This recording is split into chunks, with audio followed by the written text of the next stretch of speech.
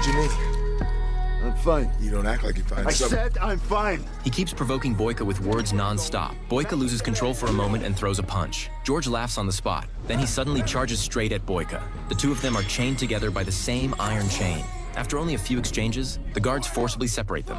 As punishment, both men are locked in solitary confinement. Afterward, Boyka is granted a meeting with his agent. He directly explains the injustice he has suffered in prison. The agent explodes in anger and confronts the tournament organizers. But the organizers say that if they all bet on Dolor, the agent will earn more money. Blinded by profit, the agent immediately sides with the organizers. In the following days, Boyka and George are assigned even harder labor. The food they receive has almost no nutrition at all. Even the amount of bread is strictly limited. They both understand they have become deliberate targets. They slowly let go of their hostility toward each other. Since they are not allowed to train, they secretly do push-ups while working in the quarry. Every burst of strength is treated like real training. Even throwing stones is no longer casual. They must hurl them backward to increase intensity. Sometimes Boyka's leg injury suddenly flares up mid-training. George quietly pulls some grass and hands it to him.